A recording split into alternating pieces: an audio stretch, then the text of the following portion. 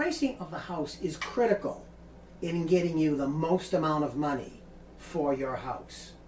And I like to talk about what the market will accept. Anybody with a product, let's say Apple, they get a new iPhone.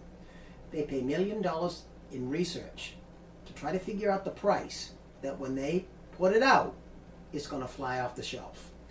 Nobody wants a product sitting on the shelf. So you have to try and figure out what the market is going to accept. We do have people that do that professionally. They're called appraisers. And if you're a for sale by owner, and you can try doing it yourself, but of course the buyers aren't going to accept your CMA or your price. As a matter of fact, the buyer's agent is probably going to have his own CMA that will suggest your house is worth less, and they're not going to believe you. So let's talk about some of the things that go into setting the correct price for a property. Now, if you're going to determine the price of your own house, I want to caution you, do not use the assessment. The assessment is the value on your tax bill that the tax collector thinks your home is worth, and that's what he taxes you on. They're usually low. As a matter of fact, they're usually so far out of whack they're of no value whatsoever. So do not use the assessment in determining the value of your property. Okay, the next way of determining the value of a property is called a CMA, a current market analysis. And what you do is you try to find 3 homes that are very similar to yours in your area that have sold within the last 6 months. And you try to set the price based on those. Now you can do your own. You can have a real estate agent do it. I'm going to caution you about a real estate agent, even if it's me. I promise you I will not try to overvalue your property, but there's a saying in the business, the real estate agent that says it's worth the most money gets the listing. So there might be a tendency to value it a little bit high to get the listing.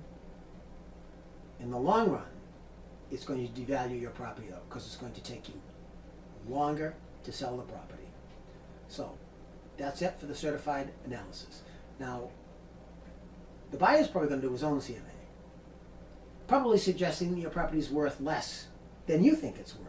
And guess what? The buyer's going to always take his agent's CMA over your CMA. Now, there is a person that's totally independent that does nothing but set the values of properties, and they're called an appraiser. An appraiser. Because the bank's going to have one evaluate your property before they give the buyer the money. And it could kill the deal. As a matter of fact, it's one of the 2 big deal killers along with the house inspection. And if you don't have your own appraisal, you're flying blind. So I always recommend you have an appraiser, especially if you're for sale by owner, determine the value of your property. Now, some people are worried that the appraiser will come in at a lower value than they think their house is worth, and they don't want to hear what the appraiser has to say. First of all, you don't have to tell anybody what the appraiser says anyway. You're paying for the report.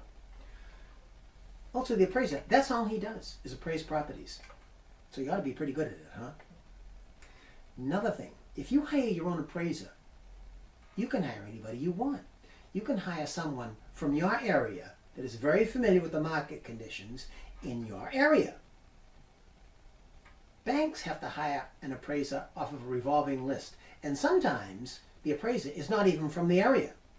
They come in, and I've seen appraisers make mistakes on the value of the property, and if you don't have your own appraisal, you can't counteract them because nobody's going to listen to you. So it's better to have your own appraiser. At least you'll have something to work on. Now, whenever I handle a property, if I have an appraisal, what I do is I meet the bank's appraiser at the property, and you should do this.